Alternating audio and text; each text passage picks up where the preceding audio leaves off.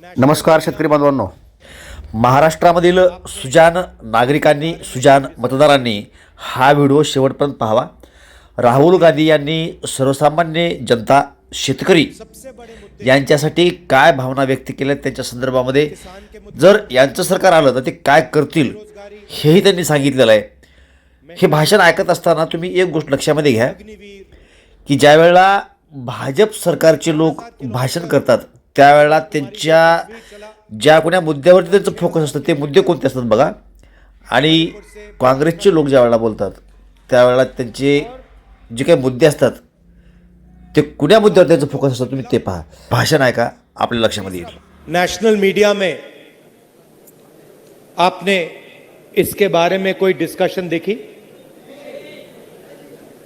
नहीं दिख सकता. सबसे बड़े मुद्दे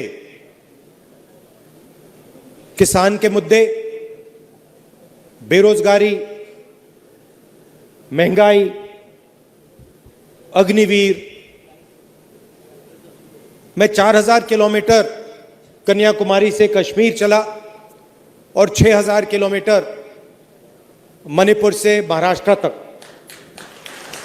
और लाखों लोगों से मिला हूं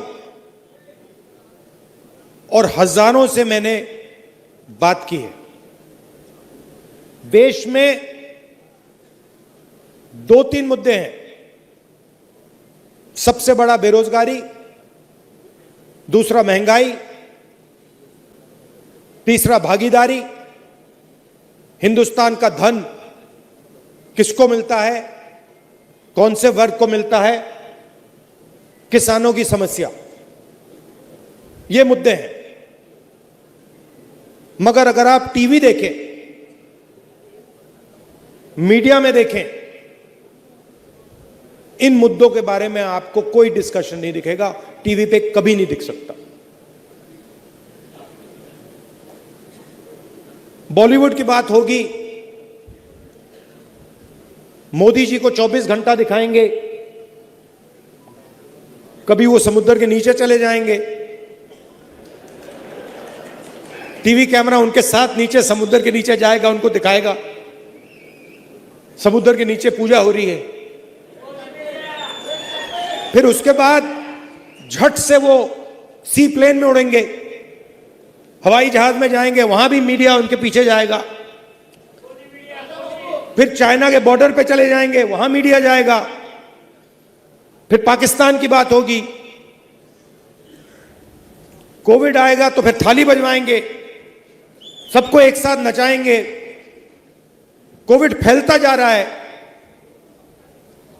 प्रधानमंत्री हिंदुस्तान की जनता से कह रहे हैं मिलकर थाली बजाओ, और मीडिया उसको 24 घंटे चला रहा है. तो मीडिया का काम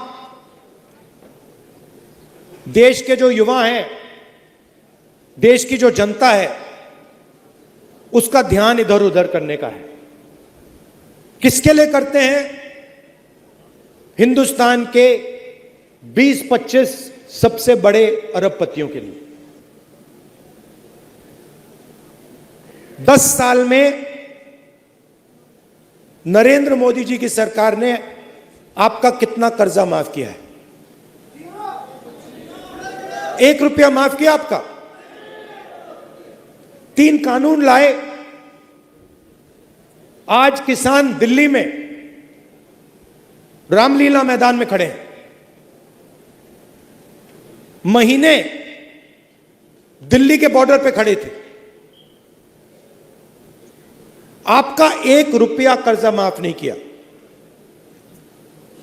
और हिंदुस्तान के सबसे बड़े अरबपतियों का 16 लाख करोड़ रुपया माफ किया है. नहीं, मगर आप जानते हो 16 लाख करोड़ रुपए कितना होता है?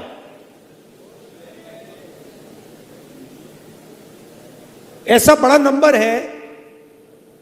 आम आदमी को, किसान को, मजदूर को, हमें यह नंबर समझ ही नहीं आता.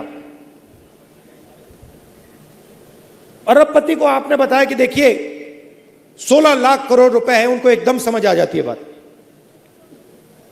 मनरेगा में 65,000 करोड़ रुपए लगता है साल का। उससे करोड़ों लोगों को रोजगार मिलता है। आपका हमने तकरीबन 70,000 करोड़ रुपया जब यूपीए की सरकार थी कर्जा माफ किया था, आपको याद होगा।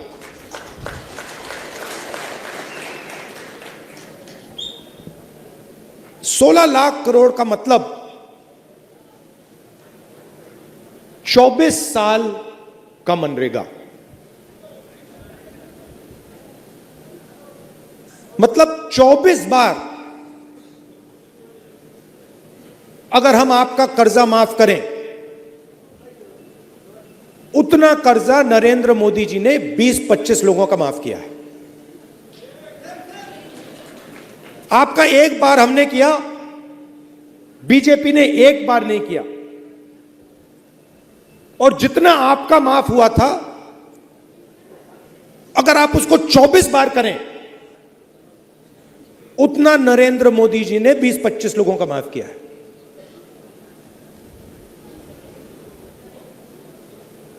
वो जो 20-25 लोग हैं, आज उनके पास उतना ही धन है जितना हिंदुस्तान के 70 करोड़ लोगों के हाथ में है। एक तरफ 22 लोग, एक तरफ 70 करोड़ लोग। 70 करोड़ लोग कौन है? किसान हैं, मजदूर हैं, बेरोजगार युवा हैं। जितना पैसा आपको दिया जाता है, जितना पैसा आपके हाथ में है, उतना ही पैसा 22 लोगों के हाथ में है। और पिछले 10 साल में नरेंद्र मोदी जी ने 16 लाख करोड़ रुपया, मतलब 24 बार जो हमने आपके लिए किया था, 24 बार उन्होंने 20-25 लोगों के लिए किया है। अब आपको एक तरफ से नहीं घेरा जाता है। तो अगर मैं ये कहूं कि एक दवाई से आपका काम बन जाएगा, वो गलत है। आपको चारों ओरों से घेरा जाता है। आपको सही दाम नहीं दिया जाता, नुकसान होता है तो बीमा का पैसा नहीं दिया जाता, जीएसटी लगा दी, कर्जा माफ नहीं होता। तो अगर मैं यहां कहूं कि भैया हम आपके लिए एक काम करेंगे और आपकी समस्या हल हो जाएगी, वो गलत होगा। अगर आपको चारों ओर से घेरा जा रहा है तो दवाई भी चारों ओर से लगानी पड़ेगी। तो दवाई क्या है? और यह भी शुरुआत है। सबसे पहले अगर हिंदुस्तान के सबसे अमीर लोगों का कर्जा माफ हो सकता है, पैसा आपका है, जितनी जीएसटी आप देते हो उतनी जीएसटी अदानी देते हैं। आपने ये शर्ट खरीदी, 1000 रुपए के लिए आपने खरीदी, 18% आप दोगे, वो ही अदानी देगा। उसने 1000 रुपए की शर्ट खरीदी, उतनी ही जीएसटी देगा। हिंदुस्तान की सरकार का पैसा कहां से आता है? जीएसटी से आता है। सबसे ज्यादा कौन देता है? किसान देता है, मजदूर देता है, छोटा दुकानदार देता है, बेरोजगार युवा देता है। तो अगर 16 लाख करोड़ रुपए उनका कर्जा माफ हो सकता है, तो आपका भी कर्जा माफ होगा। या तो आप उनका मत कीजिए, या सरकार को कहना चाहिए, देखिए अगर किसान का कर्जा माफ नहीं होता है तो अरबपतियों का भी नहीं होगा। मगर अगर अरबपतियों का 24 साल का कर्जा माफ, आपका 24 साल का कर्जा माफ किया जा सकता है, तो आपका भी होगा। तो पहली दवाई यह है। दूसरी दवाई जो यहां आप जानते हो किसान को सही दाम नहीं मिलता, किसी भी स्टेट में नहीं मिलता। बीजेपी ने कहा कि कानूनी एमएसपी लागू नहीं की जा सकती। बिल्कुल की जा सकती है। हमने अपने मैनिफेस्टो में साफ लिख दिया है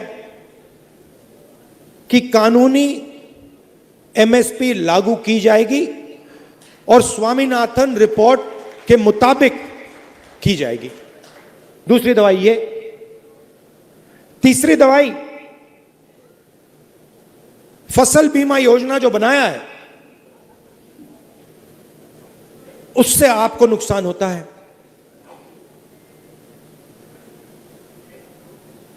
15-16 कंपनियां हैं, उनको सरकार बीमा योजना का पैसा देती है। आप लिस्ट चाहते हो, मैं आपको लिस्ट दे दूंगा। आपका नुकसान होता है, आंधी आती है, तूफान आता है, बारिश आती है, पानी गिरता है, नुकसान होता है। आपको कहते हैं भैया आपको कॉम्पेंसेशन नहीं मिलेगी, वो आपको मुआवजा नहीं देंगे। तो तीसरी दवाई, फसल बीमा योजना को रीस्ट्रक्चर करना। फसल बीमा योजना का काम आपकी रक्षा करने का है, उद्योगपतियों की रक्षा करने का नहीं है। तो तीसरी दवाई ये। चौथी दवाई, जैसे ही आपको प्याज बेचने का समय आता है, एकदम एक्सपोर्ट इंपोर्ट पॉलिसी को बदल दिया जाता है। एक्सपोर्ट इंपोर्ट पॉलिसी की ट्यूनिंग आपको मारने के लिए की जाती है। तो अगर हमारी सरकार आएगी, एक्सपोर्ट इंपोर्ट पॉलिसी से आपकी रक्षा होगी, आपकी प्राइस की रक्षा होगी, आपको आपका जो दाम है एक्सपोर्ट इंपोर्ट पॉलिसी उसकी रक्षा करेगी। और आखिरी चीज जो जीएसटी है, जो पहली बार किसानों पर टैक्स लग रहा है, अलग अलग तरीके के टैक्स हैं, अलग अलग लेवल के टैक्स हैं। इस जीएसटी को हम स्टडी करके एक टैक्स देंगे आपको, और हमारी पूरी कोशिश होगी कि किसान जीएसटी में ना रहे। मगर ये जो सब है, ये सब आपकी मदद करने के तरीके हैं। मगर जब तक एक व्यक्ति किसान का दुख को नहीं समझता है, किसान की मेहनत की इज्जत नहीं करता है, तब तक वो किसान की मदद नहीं कर सकता है। तो सबसे जरूरी बात यह है कि हमारे दरवाजे, चाहे वो महाराष्ट्र की सरकार हो, दिल्ली की सरकार हो, हमारे दरवाजे आपके लिए खुले रहेंगे। और आपको यह लगेगा कि दिल्ली में किसानों को रक्षा करने वाली सरकार है, किसानों की आवाज को सुनने वाली सरकार है। देखिए, जवान देश की रक्षा करता है, बॉर्डर पर रक्षा करता है, बाहर से कोई ना आए उसकी जिम्मेदारी जवान की है। उधर उन्होंने अग्निवीर लागू कर दिया, 2 तरीके के शहीद बना दिए। 6 महीने की ट्रेनिंग मिलेगी अग्निवीर को, 6 महीने की ट्रेनिंग मिलेगी। चाइना को जो सैनिक है उसको 3-4 साल की ट्रेनिंग मिलेगी। अग्निवीर को पेंशन नहीं मिलेगी, कैंटीन नहीं मिलेगी, शहीद का दर्जा नहीं मिलेगा, और उसके साथ जो जवान लड़ेगा उसको शहीद का दर्जा मिलेगा, उसको पेंशन मिलेगी, उसके परिवार की रक्षा होगी। तो अग्निवीर ने सेना को कमजोर किया है, और वो जो हमारे जवानों के साथ कर रहे हैं वो हिंदुस्तान के अंदर आपके साथ कर रहे हैं। अगर जवान देश की बॉर्डर की रक्षा करता है तो आप देश के अंदर हमारी रक्षा करते हो। तो सरकार का फर्ज बनता है कि वो जवान की रक्षा करें और किसान की भी रक्षा करें, क्योंकि आपके बिना, मैं बता रहा हूं, आपके बिना देश नहीं चल सकता। देश बढ़ जाएगा, टूट जाएगा। और मैं दिल से बात कर रहा हूं, कभी भी आपको जरूरत हो, हमारे दरवाजे, मेरे दरवाजे, सरकार के दरवाजे आपके लिए खुले हैं।